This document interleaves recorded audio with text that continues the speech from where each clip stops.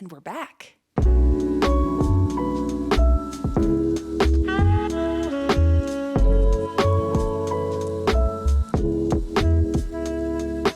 Well, it's official.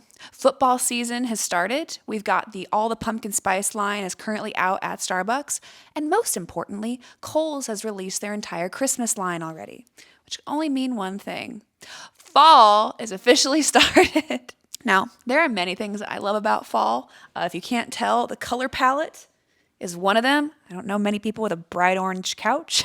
But probably what I like the most about fall is that it begins the season of coziness. Every event in your life can be elevated by a sense of coziness. Dinners, game nights with friends. Heck, I would argue even eating fast food in your car by yourself can be 10 times more enjoyable if it's not in the blazing heat of a Texas summer day. Nothing is upgraded when it's 97 degrees outside. One of my favorite cozy activities of all time is watching movies. You've got your blankets. You've got your beverage of choice. I've got the dog that I share one collective brain cell with. Movie commentary channels have always been fantastic, but were particularly helpful to get through the quarantine. So shout out to Pretty Much It and Trin Lovell because I spent hours of my time watching your content. However, none of them really hone in on arguably my favorite genre of movie of all time, live recordings of Broadway musicals. There's a ton of them out there, ones that are ancient, ones that are brand new, and they seem to be this untapped market of movie commentary. I'm an absolute sucker for a Broadway musical and was crestfallen that none of them had covered these. So I'm taking a page out of Jenna Marble's book, and I'm going to make the content that I want to see. So tonight, me and Bo are going to cuddle up on the couch, and we are going to watch my favorite Broadway musical of all time.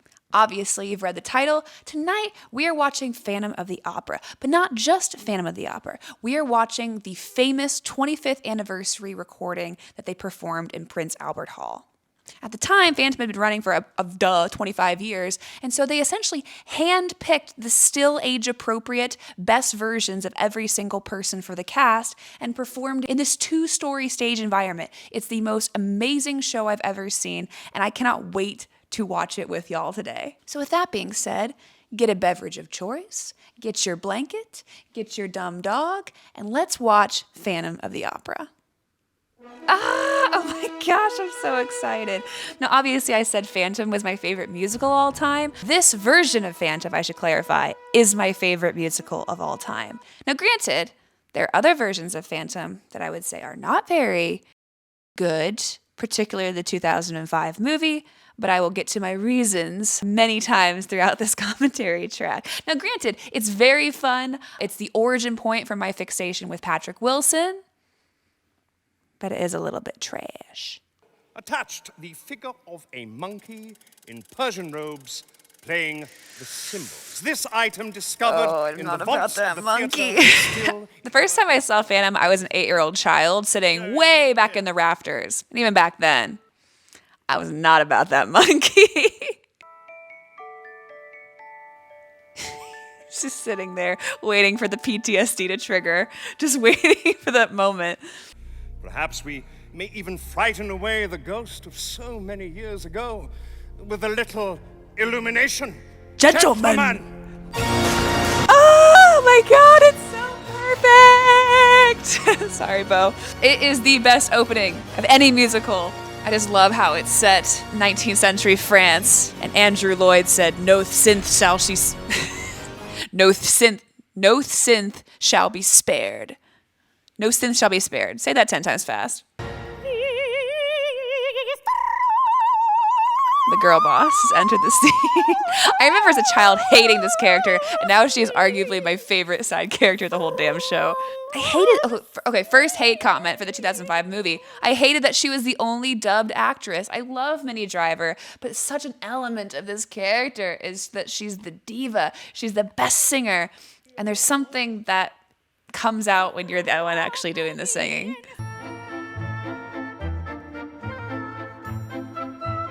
Oh, there she is. Our leading lady. Now, so here's my compliment I will give the 2005 version. I thought Emmy Rossum did a phenomenal job. She was incredibly young when she took on that role. I think she was actually the same age as Book Christine, which is a little young, which also makes the book a little bit more sketch. But she was perfect. She sung beautifully. I love that character portrayal so much until I saw Sierra. It's like that one meme. My friendship ended with Emmy. I am now best friends with Sierra. Enter the little Rosencrantz and Guildenstern of our show. The new owners. Gosh, I forgot how fun the side characters are of the show. It's really needed because without them, there's not a lot of humor in this show. They really add an element of levity to Phantom between Carlotta and Piangi and the owners. Even Madame Giry to some extent. Think of me, think of me.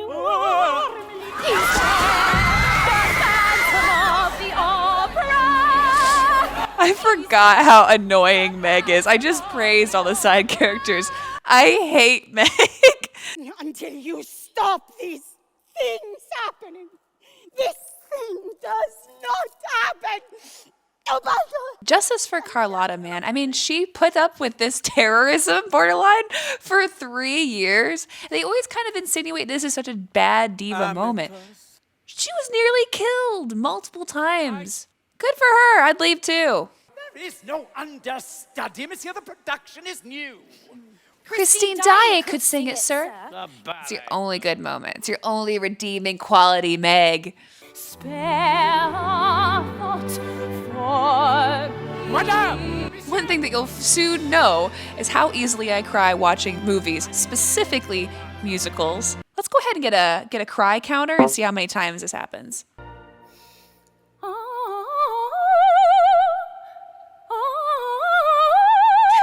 already starting.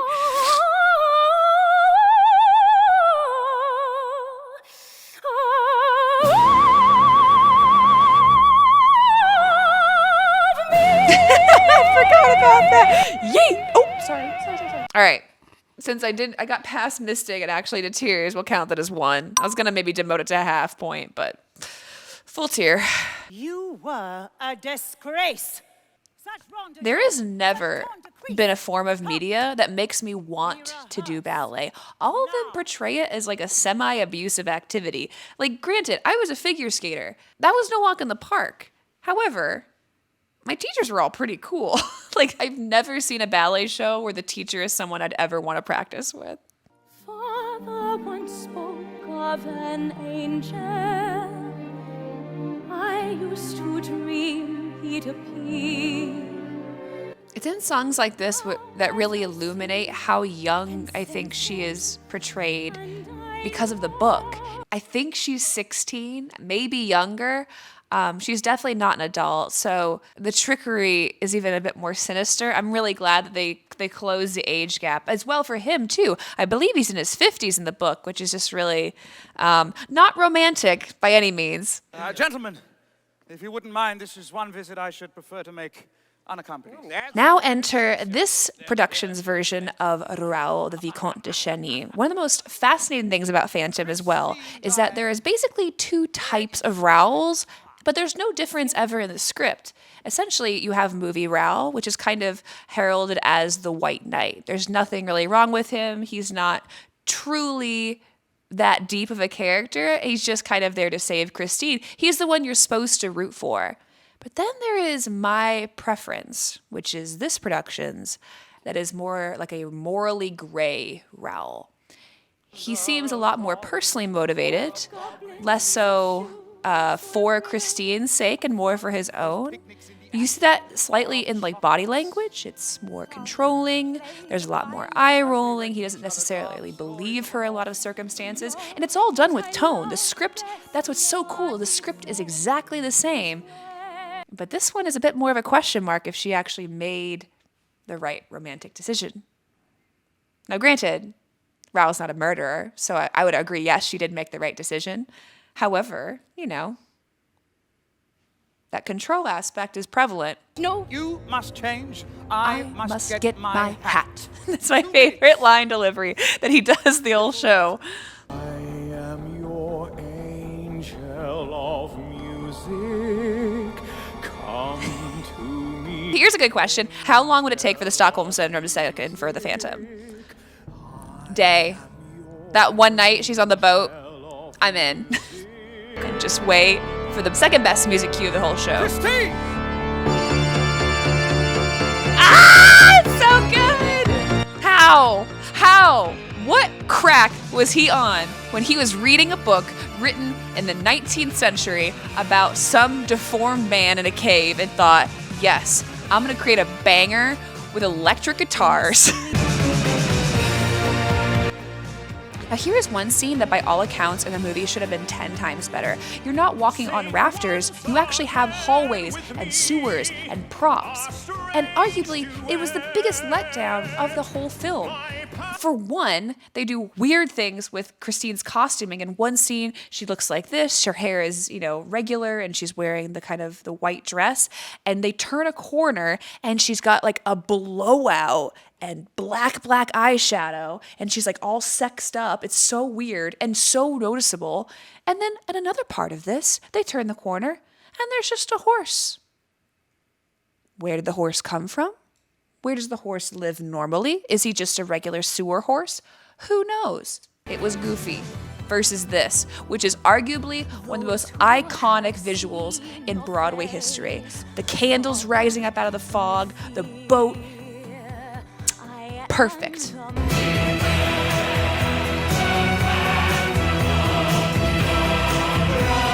This is the first time we really get to see our version of the Phantom. In this production, it's played by a man named Ramin Karimlo. Incidentally, I've actually met Ramin. He is a wonderful human being. I met him in DC in the production of Chess that I saw. He was, I believe, the first actual Persian man to play the Phantom, which is interesting because in the book, it is implied that he at least lived in Persia, if not is of Persian descent.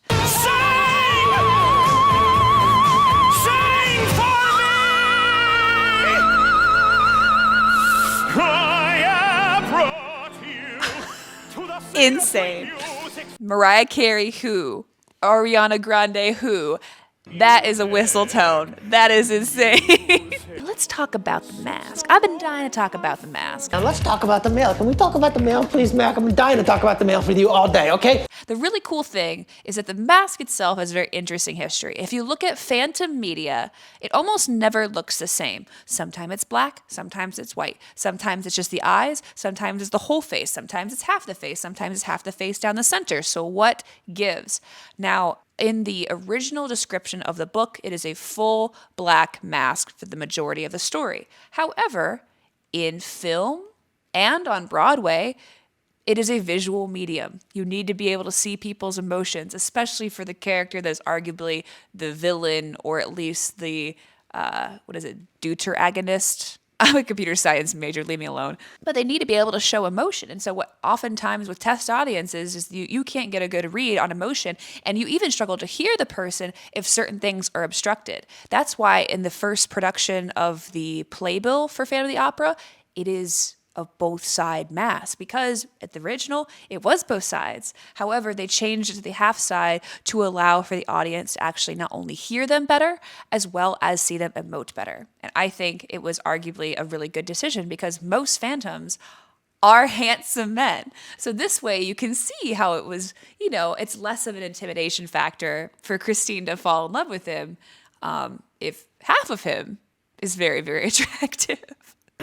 Turn your thoughts away from cold, unfeeling light. That is such a beautiful moment that has been forever ruined by that pizza roll gif. I'll include it right here. And you'll live as you've never lived before.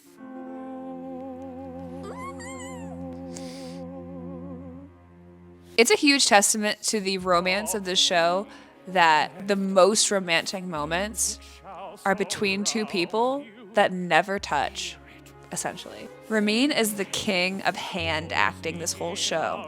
He does something so deliberate with his hands whenever he is interacting with Christine that shows he has such a fixation on her, but cannot touch.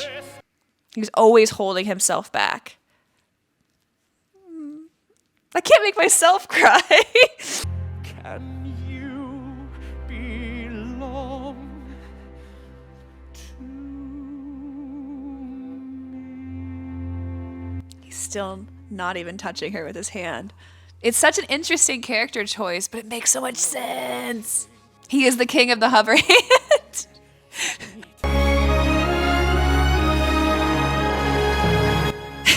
So that's probably my favorite part of this musical number, is that they need to change the scene and they also need for time to pass, but they don't really know how to do it. So they just have Christine faint. Now, usually it's because she sees something that scares her. Like in the movie and in the stage production I saw, she turns and sees a mannequin of herself in a wedding dress. But in this production, they just have her pass out. I don't really know why. Maybe she's got low iron. I highly praise Phantom for the fact that it doesn't waste time. They've already shown us Chekhov's gun. They've shown us a man in a mask. And they don't even wait 2 scenes to show us kind of what's under the mask, or at least the consequences of removing it. And they frame it exactly like the original Lon Chaney movie, which I think is kind of cool. But this scene rips my heart out.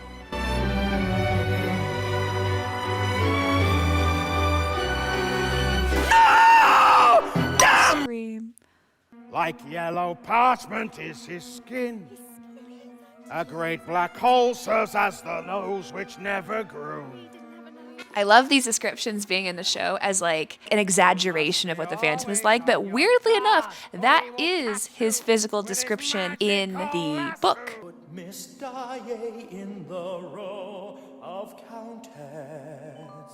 Man, justice for Carlotta. She's been hustling. She's been this industry the whole time. She's been the lead.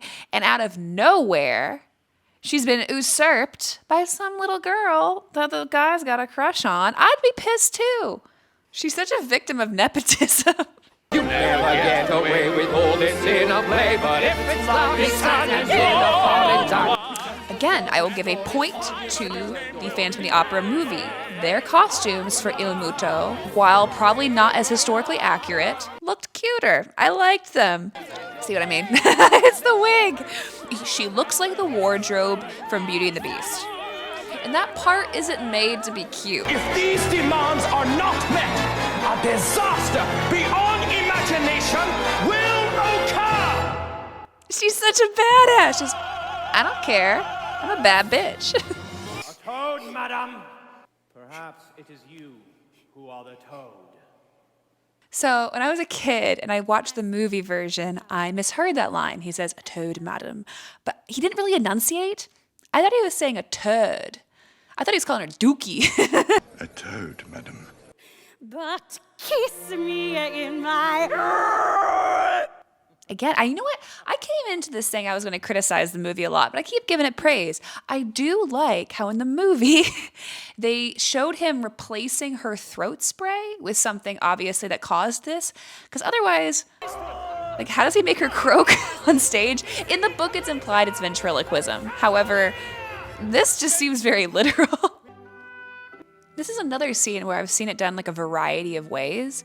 I believe in the stage show I saw, I never saw the tussling between like Bouquet and the Phantom above. I think I could only see the ballerinas, or I might have just missed it. I was a child.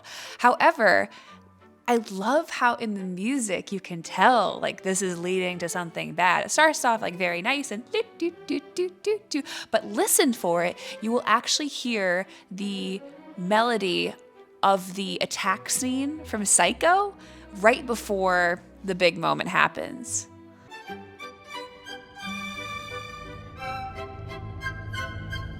That moment. Oh, it's so good. How does she get her hood to lay like that? Every time I wear a hood, I end up looking like the Pope. There is no Phantom of the Opera. It's one of those great scenes, man. Morally gray Rao. Cause see, this makes it so much more fun where he's not just a delicate little flower. This moment with tenseness is so much more interesting. What you heard was a dream and nothing more. Oh, A few moments later.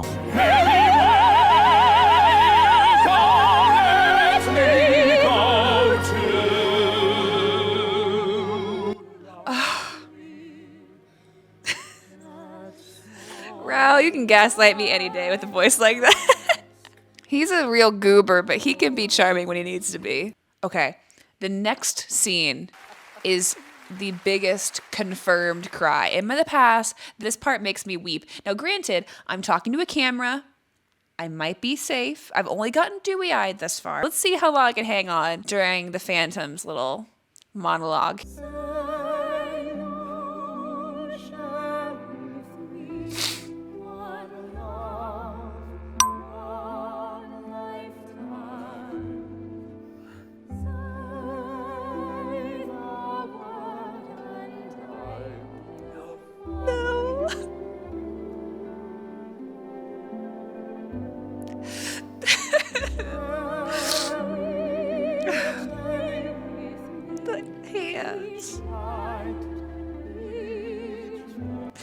I know, he just murdered a man. So we made it to pre-intermission with only 3 cries. One more earnest than the others. The others were like a dewy moment, and the third one was like all out weeping. It's so nice that they got both Hadley Fraser to play Raoul and for Ramin Karimloo to play the Phantom. Both those men have played on Broadway together multiple times. It was during the live filmed version of Les Mis that they're also kind of cast as foil roles, with Ramin as Enjolras and Hadley as Grantaire. So it's nice to see them back together in that kind of dynamic. Wait. It's kind of like a TikTok dance. Wait a minute. This is like literally like a TikTok dance. All TikTok dances are a lot of hand motions and like moving of the torso. Masquerade, the first TikTok dance. Again, I will give credit where credit is due with regards to the movie. The movie version of this scene is impeccable. Just alone from the setting, it is so cool to see that beautiful Parisian staircase in real life, as well as like the servants' version of it. It kind of reminds me of the party scene in Titanic. They did the costumes a bit differently. They went for like a monochromatic vibe versus like a true masquerade. Man, what the hell is Raoul wearing?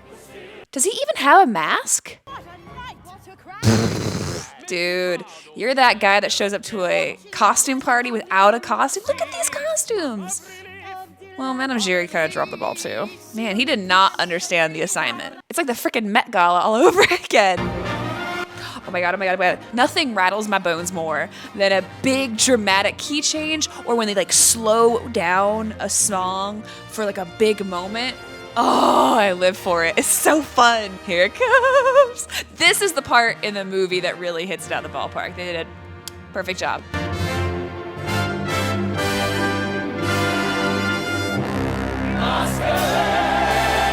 Damn, it really is like a TikTok dance.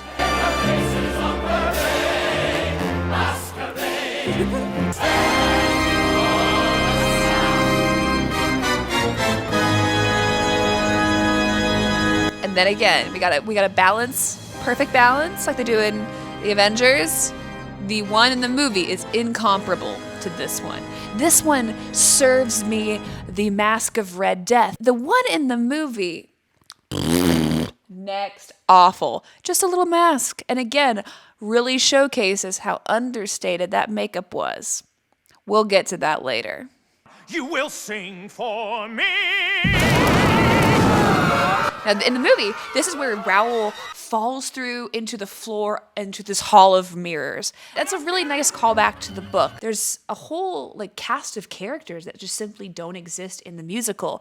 First and foremost is Daroga. Daroga is, I believe he is a Persian like member of their secret police or an investigator of some kind that is following the Phantom from whatever the hell happened in Persia to Paris, where they find him today. He is like the secondary character that's kind of leading the narrator to find the Phantom.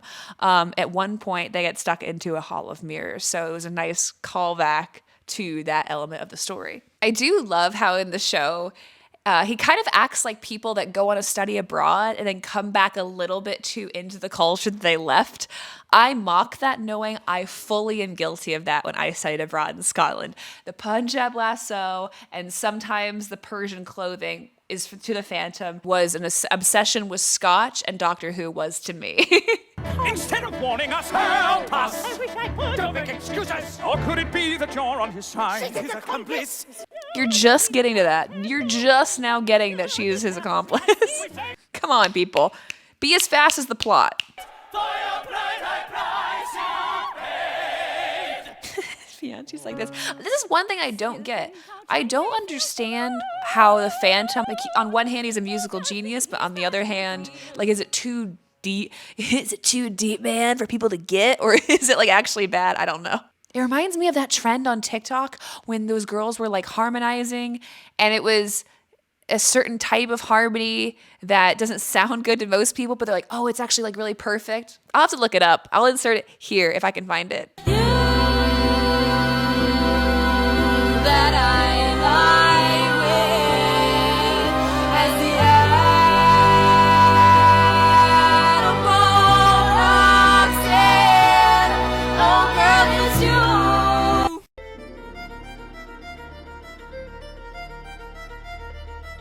Oh, this violin. This violin is perfect. Andrew Lloyd Webber has mastery over when to use specific instruments. Again, killing it with these cloaks, man. Every time I wear a hood, I end up looking like the Pope or Peter Pan. And she's out here looking like a Jedi. It's perfect.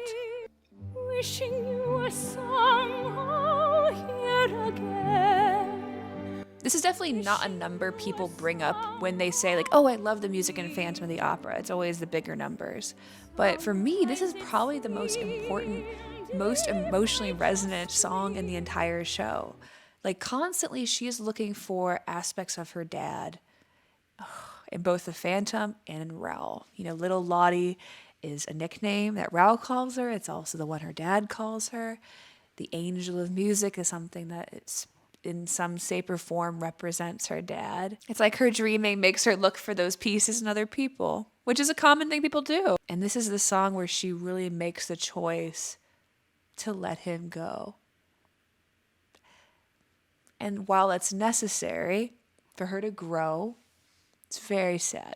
Too many years fighting back tears. Why can't the past just die?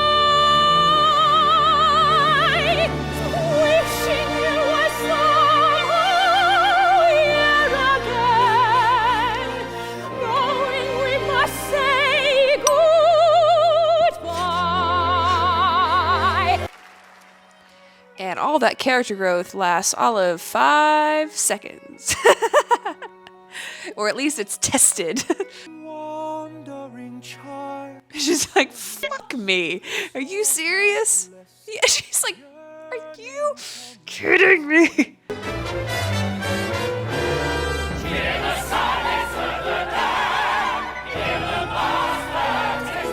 Again, I do not know why he can write such beautiful music for Christine if this is his, like, real music.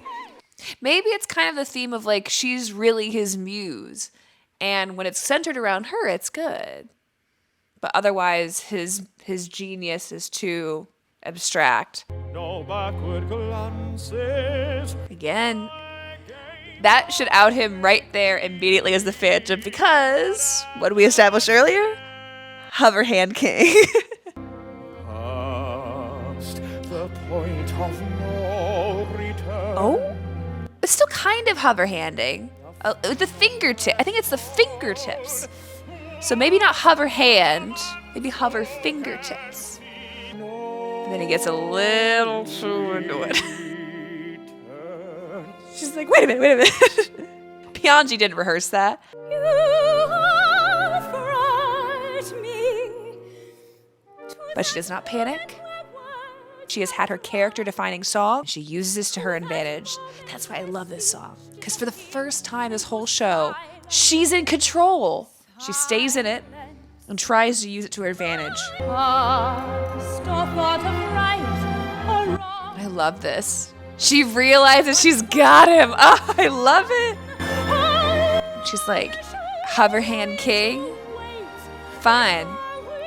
Let's take you out of your element. She grabs it. We pass the point of no Time. She Scooby-Dooed his ass. Yoink. But remember, keep your hand at the level of your eyes. Literally one instruction. He has one instruction. This. We'll see how he does. Why, you ask? 'Cause I bound and chained in this cold and dismal place. Not for any mortal sin. So look at his makeup. Throughout time, the makeup for the Phantom reflects the descriptions like in the book. Originally, like Joseph Bouquet said, he basically had no face. Now, a lot of art historians and people the like have tried to hypothesize what type of disease would cause such a genetic deformity. What a lot of people have kind of like settled on is something called harlequin ichthyosis. Because I was such a PH fan in like middle school, I looked it up. I would highly encourage people not to. It is a very graphic deformity. It's usually of children that unfortunately don't really progress past childhood. But the description is kind of in the name itself, harlequin ichthyosis, like fish-like feature. And so a lot of stage productions try to keep the humanity but express similar features. So you can see through his skull, you can see through his face in some specific circumstances. He got the big old lip, and then he got the Phantom in the movie that looks like a medium well done. Oh, that's awful. Like sorry. Like he looks like a regular burn victim, which there are burn victims in 19th century France. He does not look anywhere near as bad as they really could have through the medium of film. That's what's so insane to me, is that for a stage production, you might have to go a bit avant-garde so that people can see it, but for film, you can make it as realistic as humanly possible. Like, I'm surprised they didn't go full book adaptation mode and maybe even do the full face mask, but it was such a letdown because he still looked handsome, even with the burn. His face, which earned a mother's fear and loathing. A mask, my first unfeeling scrap of clothing. Let me see her! Be my guest! Damn, you must Anakin'd her. I forgot about that. But he knows. Why should I? Hey, remember that one thing you had to remember? The sins which The one thing? Order your fine horses now. Raise I love that. Order your fine horses now, bitch. Start a new life with me. Buy his freedom with your love. Refuse me and you send your lover to his death. This is the choice. So, obviously, in the book, something very, very, very similar happens where there's a big confrontation between Rao and the Phantom. It's way worse. In the book, he's definitely not a romantic character. He basically grooms Christine since she gets there. There's a humongous age gap that's just like very, very gross. But the end is not like, oh, I take Christine or I don't. It's, oh, I take Christine or I blow up the opera house. He had Raoul and the Daroga trapped in like this mirrored room, throwback from earlier, and basically said, I'm not only going to heat up this room until they die, but I have all this TNT and will blow up the opera house. So, I'll take this version, particularly.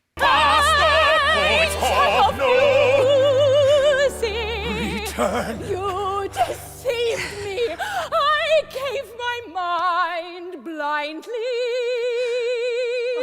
That's what's so painful, is that, like, she genuinely liked him. Like, I don't know if it was ever in a romantic sense, but she genuinely cared for him, and she's so betrayed.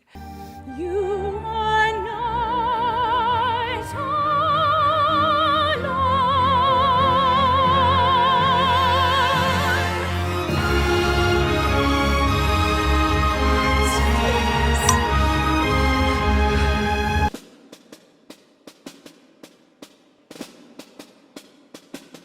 Like, that's what makes the story so tragic. In the end, he makes the right decision. He lets her go. Even with no love and no support, he can still change.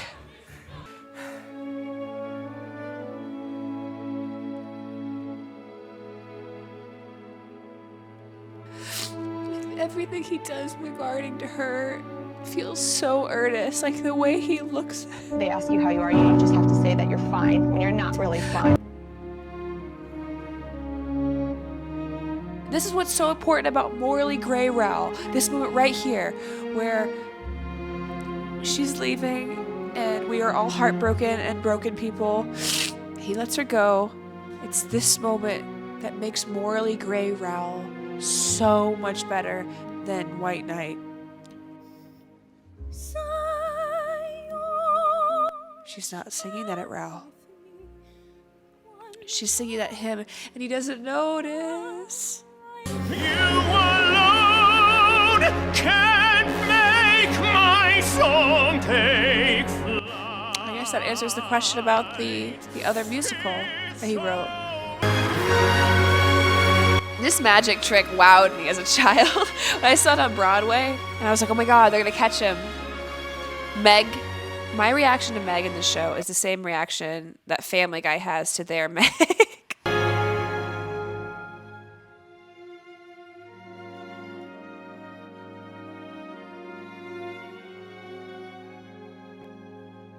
But I do love this ending shot. That was the 25th anniversary edition of Phantom of the Opera. Cheers, y'all. We made it through. How high is that cry counter? Is it up to 6 or 7? Infinity? Can't really tell. It's hard when you're just crying nonstop through the last 15 minutes of any Broadway show. Now, obviously, I'm not turning this into a reaction channel by any means. I just thought it'd be fun, cozy activity to do. Like maybe every 6 months or every quarter. Like depends on how much y'all like it. Like I said though, I have a lot of strong feelings about this, obviously. But even more so about Love Never Dies. For y'all that don't know, Love Never Dies is the sequel Broadway musical to Phantom of the Opera. Spoiler alert, there's no book basis for that piece of flaming garbage. So if you'd like for me to review that, leave a comment down below because I have a lot of harsh opinions. Click the subscribe button if you'd like to see more of my content and follow me on Instagram as well at SideQuestingLife. Thanks so much for joining me here today. I hope you see you next time. And as always, cheers. Wait, we need a puppy farewell as well. Hang on. Mr. Baby. Hey, Bo, say goodbye. Look at the camera. Goodbye. Wait, can you clap? Clap one more time. Yes, goodbye. Ah! Goodbye.